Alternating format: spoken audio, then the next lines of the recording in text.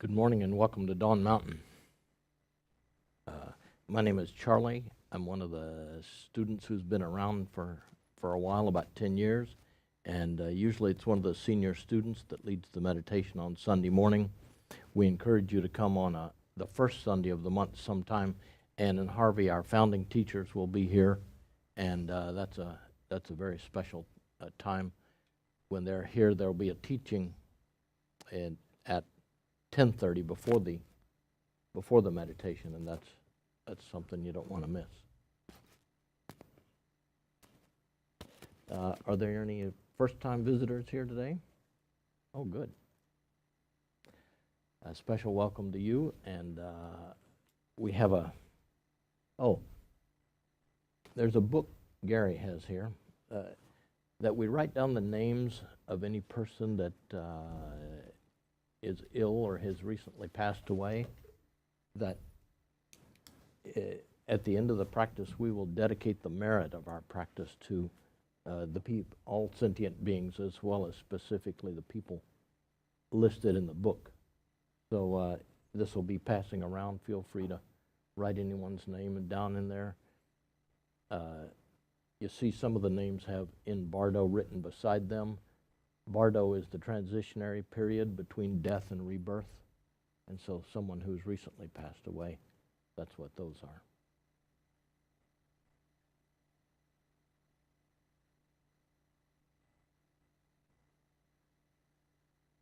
Our teacher in Tibet has given us this simple practice that we do every Sunday morning.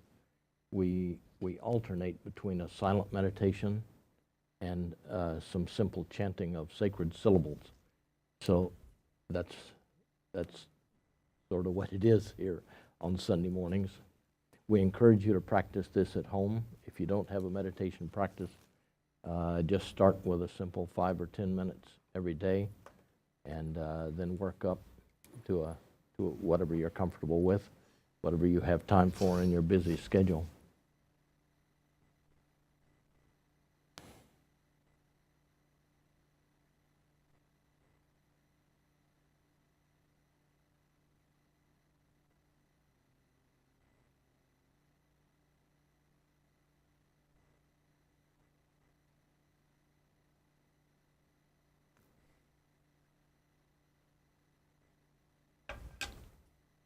Okay, sit upright if you're on a cushion. And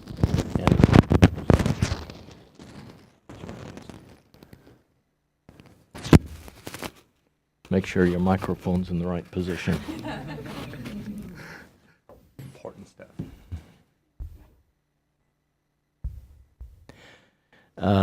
If you're sitting in a chair, unless you specifically need support for your back, we urge you to sit away from the back of the chair a little bit so your spine will be straight.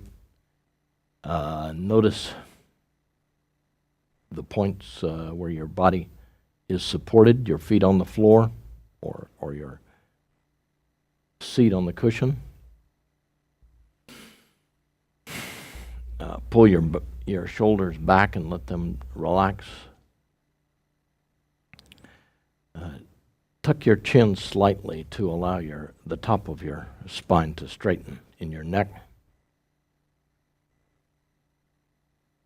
Take a deep breath and let it out slowly, and relax your jaw.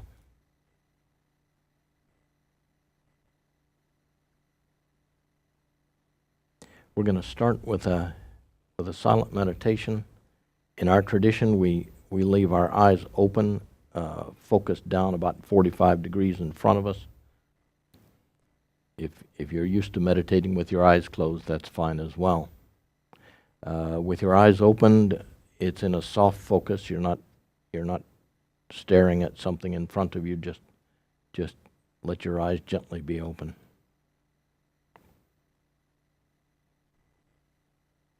After a few moments, so in this practice, we follow our breath. Wherever you notice it, at the tip of your nose, or in your throat, or at the dough, which is a point 2 or 3 finger widths below your navel, and 2 or 3 finger widths inward. The energy of the breath breath, in breath, out breath, and continue that way for a while, and then we'll start some chanting of the sacred syllable Hung. We'll repeat it twice each time, Hung, Hung, at our own pace, and we'll do that for a few minutes. And then we'll go back to the silent meditation.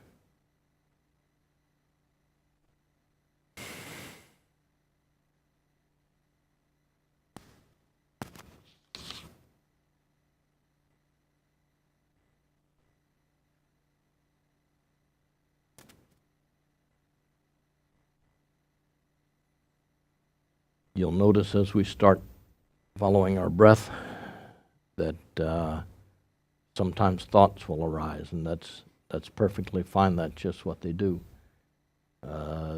We just let go of the thoughts and go back to following our breath. The goal of meditation isn't to control your thoughts, it's to stop your thoughts from controlling you.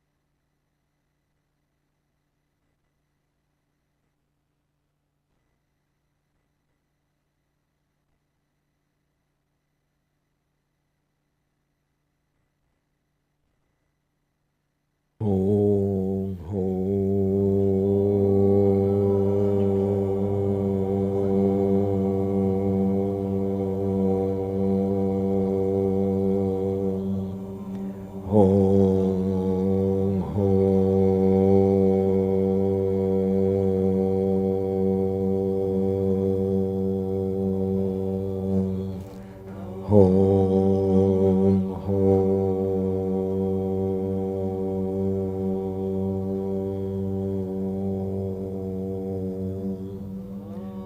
hong,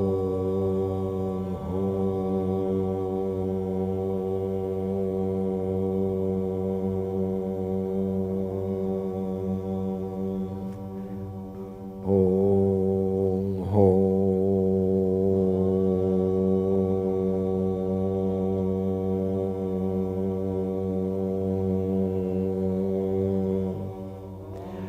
Hong,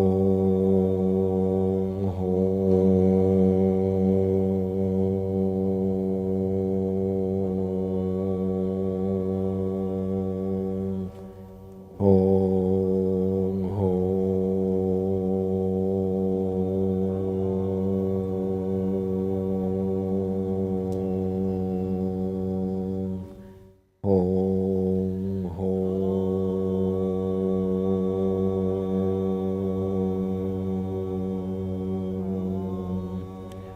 hong,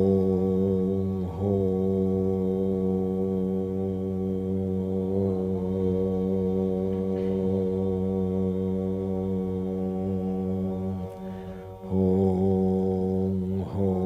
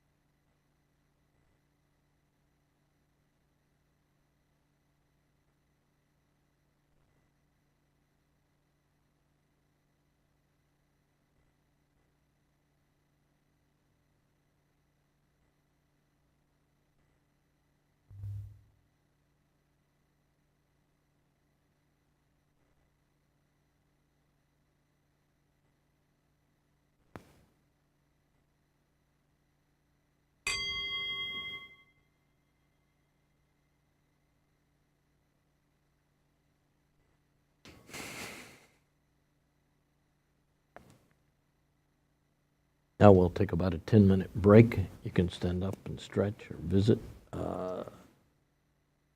You all came through the coffee bar on the way. The inn, there's snacks back there. I'll ring the bell again to call everybody back. I think you'll hear the bell from in there.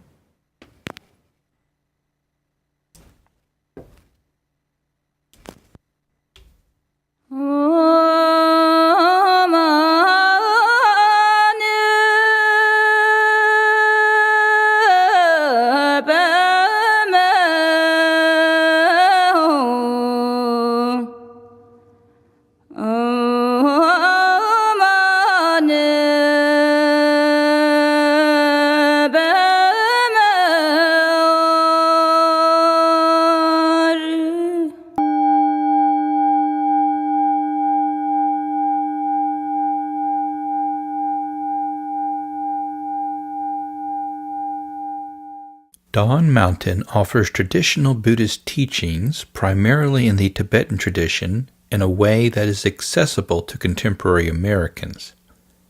Having studied and practiced for many years under recognized Tibetan masters, and understanding that these teachings provide a way to realize the natural state of mind that embodies profound wisdom and deep love, Anne Klein and Harvey Aronson wished to share these traditions here in the United States. As a result, they established Dawn Mountain in June 1996, based on the core belief that it is possible to cultivate a better understanding of our deepest nature, which in turn facilitates new levels of mental calm and self-acceptance. So our inspiration really comes from our love and gratitude to our own teachers. They spent so much time and care with us over many, many years. Khetsen Rinpoche was extraordinarily compassionate. He had a terrific sense of humor, and just his ability to be present and immediate and just there. Adzom Rinpoche is extraordinarily compassionate and grounded. And we've had extraordinary experiences with Adzom Rinpoche, whom I met in Tibet in 96. And I've had many hours of just, one-on-one conversation, a person who has tens of thousands of students to attend to. Okay, there's this wealth of cultural wisdom in Tibet. It's encoded in texts, in practices, in rituals, in art, and many people in the West are attracted to it, and yet Westerners are Westerners. We're Westerners. We're not monastics. We may dedicate our lives to practice in our heart of hearts, but we have families, we have jobs, we have all kinds of responsibilities. So how can we communicate and really experience transformation through these practices? For that, some kind of bridging is necessary. We're also a community center, nonprofit community center, which is the hub of our work extending life skills, the life skills of cultivating calm, of cultivating ease in life, of cultivating kindness. What did you do today that you liked? Make the glittery thing to show your anger. And what happened when you shook up the glittery thing? It made me feel a little bit like I wanted to meditate in peace. And then the Research Institute is where we look at what we can provide by way of information gained through research for the interested public. So we've mentioned that our own teachings here, which are drawn from work that we've done, our own translation work, our own study, and so forth, some of these will start appearing as pamphlets for practitioners here, and some of them will become books that will be published and will be widely available to the larger public. And I am right now in the process of gathering a team to translate a text from this tradition, which he powerfully feels, and which I also have a very, very strong wish to see translated. And we hope to do more of that. We've seen people telling us how their lives have changed, how their lives are improved, the comfort, the inspiration that they feel coming to Dawn Mountain. We really are inspired to envision a way that Dawn Mountain becomes a stable beacon and place of gathering for people who wish to practice at whatever level. I trust the teachings. I feel in the place. I feel that I am constantly fed. And I can feel my breathing better because of the way my legs are positioned. How long have you been sitting like that? I learned it when I started coming here. And it's not only been in the spiritual sense, but also in every aspect of my daily life. I feel that I'm less stressed out. I don't get as angry or as depressed as I used to. It's good. It teaches me how to kind of relax and be mindful and help with school and stuff like that whenever I get aggravated. One of our projects that has come to partial fruition is that we have developed a curriculum, which is posted on our website, that explains the open matrix of what a spiritual path can be, supported here at Dawn Mountain. We've slowly become aware of the power of the media, and it is clear now that there is great interest in both our broadcasts from here, and from time to time we might be able to have broadcasts from Asia with Adzom Rinpoche or his sister Anila. Without students, there are no teachers, and without teachers, there are no students. We all dependently create one another. So we're very, very excited by the energy that is in the community. The community is alive, it is supportive, it is growing, and it really wishes to thrive, and we want to participate in that thriving in every way that we can. But we're really talking about finding a space of shared values. And if individuals share the values that we have in terms of coming to a deep appreciation of our innermost nature, then come and participate. That's the most significant thing that we can do together. Just sharing our participation is lovely and meaningful. And anything above and beyond that, by way of offering service for this community, offering financial, flows naturally. And we expect that that will just be a natural outflow for people because of that shared interest.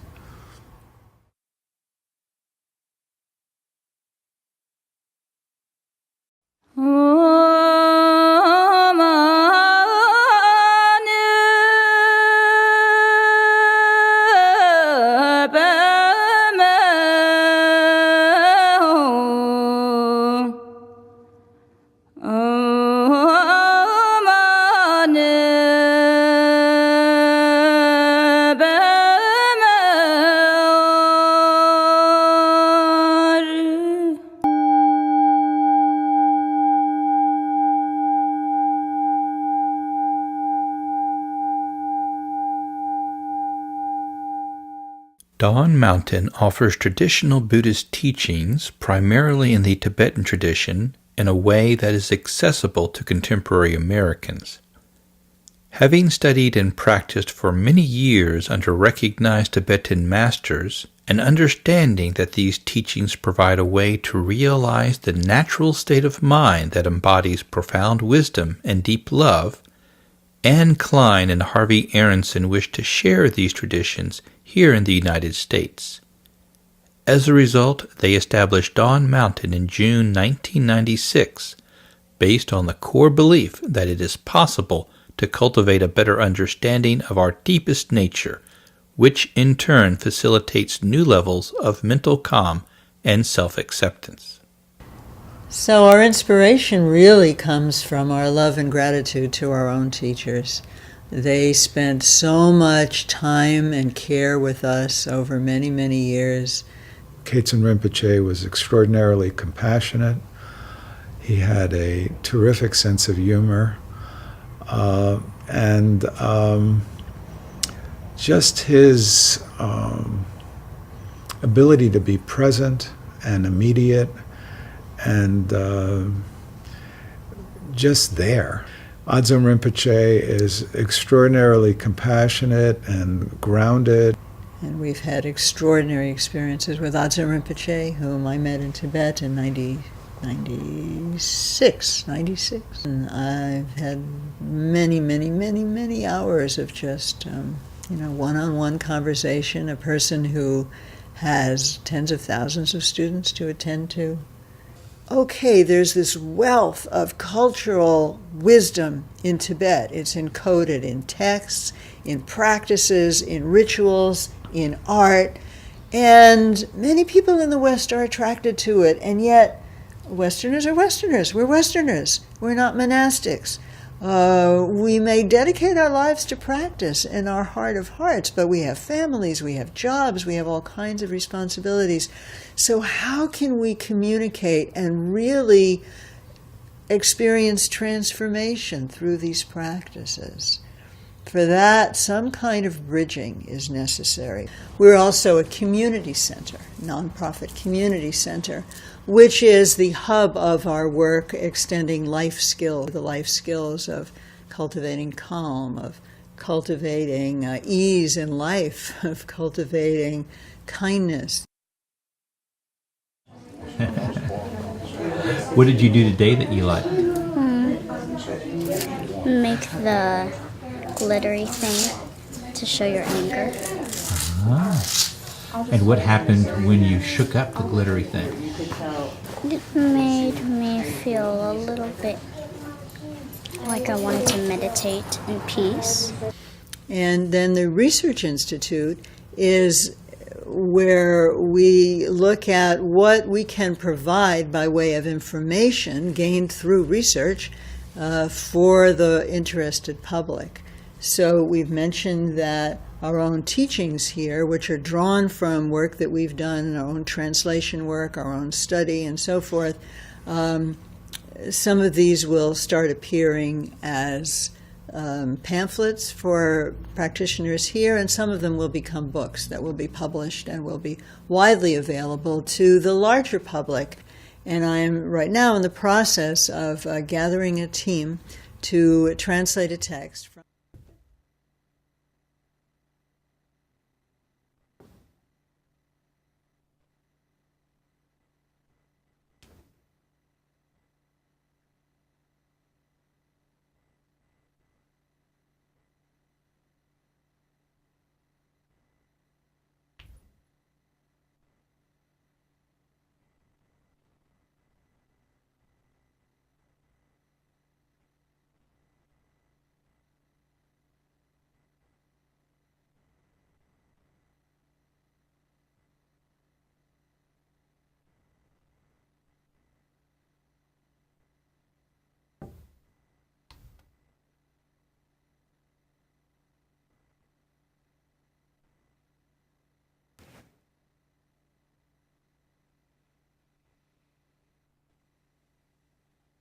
Okay, sit upright again. We'll just sit for a minute to calm down the room.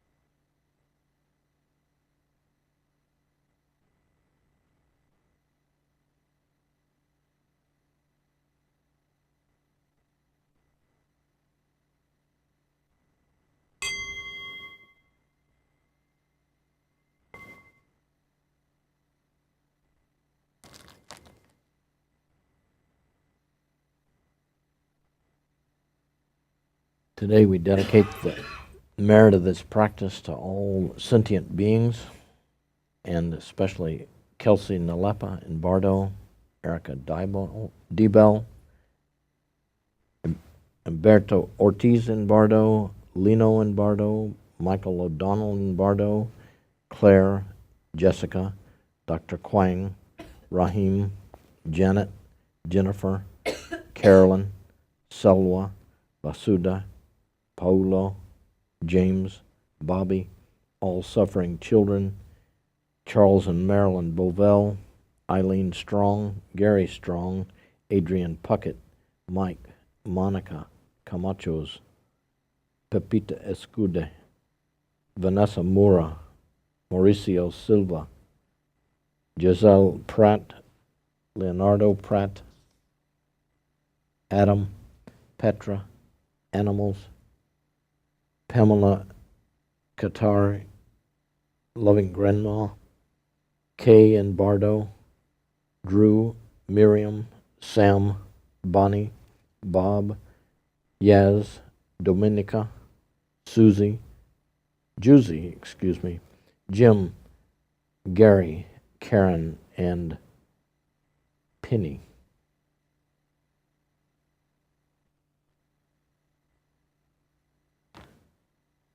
On the laminated sheets on the side that says group practice prayers, if you don't have one, please share with somebody nearby.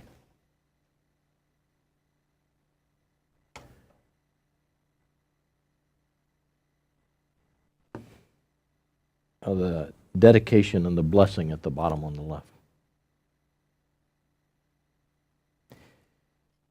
By this good may I swiftly once become a great guru, lead all beings, everyone, to reach to that very ground. With all of you in mind, we light this lamp of clarity. May the glow of love, wisdom, shine within us, everyone, till we all rise forth born in one enlightened mandala.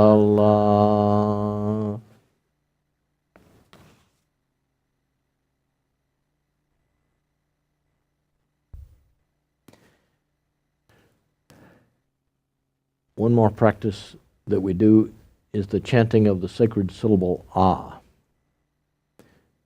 This time we'll do it all together 3 times. The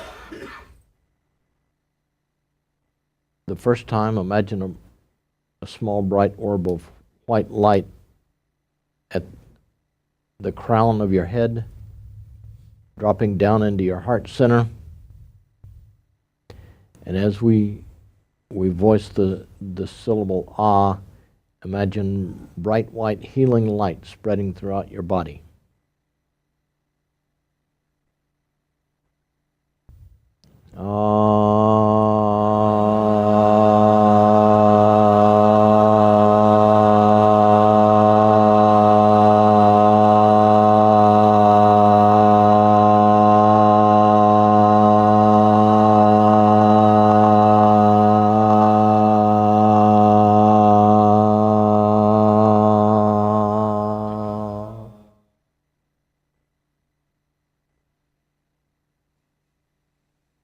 The second time as we say it, the white light will leave your body and go to everyone else in the room, and the light from their body will come to you.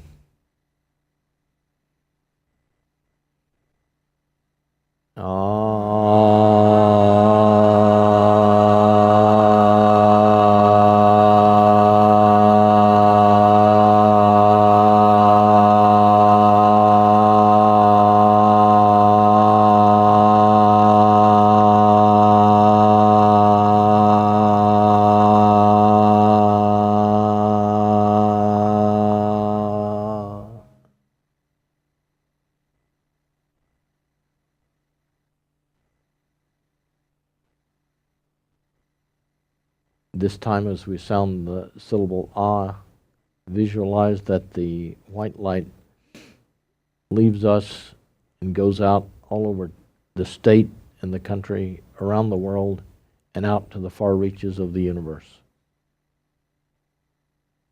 A white healing light for all beings.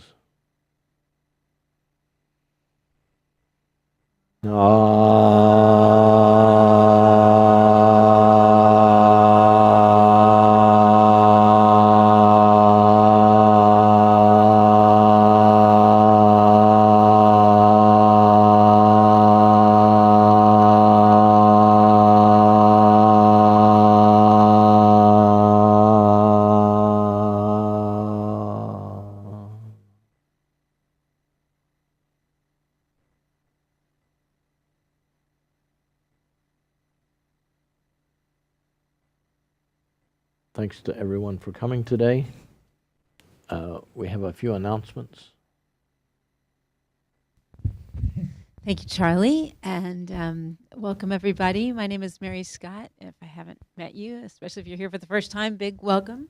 And I want to lead with some gratitude just for all of the amazing volunteers who have been doing a huge amount of work around here, particularly yesterday, not around here, but for Compassion Fest. Charlie was there very early transporting the meditation station. We had Vasudha and her son at the Dawn Mountain table. We had Nicole and Matthias and their son at the Dawn Mountain table. And it was just so great to see everybody out. Deborah came by. And we have one person who's visiting us today as a result of that effort. So we're so grateful.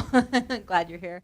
And huge thanks to Gary and David, and Dr. Kwan and Robert, Joan, Beata. These are people who literally keep us in business as a nonprofit. Some of these people are close to full-time volunteers around here, and my heart is full as we are T-minus, 11 days from the kickoff of the Dzogchen Cycles retreat. There's a lot going on, and you're going to see a few more changes before it's all over. So if you're signed up for Dzogchen Cycles and you have not yet responded to the participant questionnaire, please do so. We need to. I'm meeting with the caterer tomorrow morning, and that is a specifically important fact. I need to know how many people are going to be eating. So let me know. We will have practice Tuesday, this coming Tuesday. But wait, today is the continuation of the Interfaith Dialogue Series, Sharing Spaces. So a group of folks will be gathering to go over to the Turquoise Center to visit with the members of the Turquoise Center who were here with us 2 weeks ago. And they were delightful. We had a really fun lunch together with much really interesting and fun conversation. So I expect today will be the same, and they are hosting us for lunch. So if you're interested, it's not too late to join the fun, see Claire. And then after that will be, yes? Oh, yeah, good. I was a little worried about getting leaving stuff out. So. And then I believe there's going to be some work taking place here after that. Is that everybody's understanding? So, yeah, Gary, are you nodding? I see your body moving, but is that affirmative? Great. So anyone who is able to come back after that and help, I think, both basically with moving things and rearranging, running wires. You can gain new skills in this process. This is some good stuff. I'll teach you how to run the dishwasher. No, just kidding. Free ECT. Come and get it. Oh, no. But anyway, if you can't help today but could help next Sunday, we're going to do more of the same, even more of the same, and we'd love to see you then. Do let me know if you're around and available and would like to assist. And as always, here at Dawn Mountain, we not only depend on your heart and soul, but also your pocketbook. So feel free to make a donation. There is a bowl right outside the temple because we have bills to pay. So thanks so much. And if anybody is new and wants to talk to anybody, and good, I knew I'm going to leave stuff out. New tattoo, Claire. All right, I'll just hand it off to you. Yes, sorry. So I wanted to make this announcement on behalf of Simone, who keeps our temple looking really beautiful. Usually, she came in today and said this place is a mess. So she just wanted to apologize to all of our new visitors. It does not usually look like this. We're shuffling things around. So if you're here for the first time, please forgive our mess. We are working on it, and it will be lovely again in a different configuration soon. That is all. That is absolutely true. And if you have access to easy recycling, we have cut down and flattened many boxes. And if any of you is willing to take any of that away that's by the door, I would be personally so grateful. Thank you.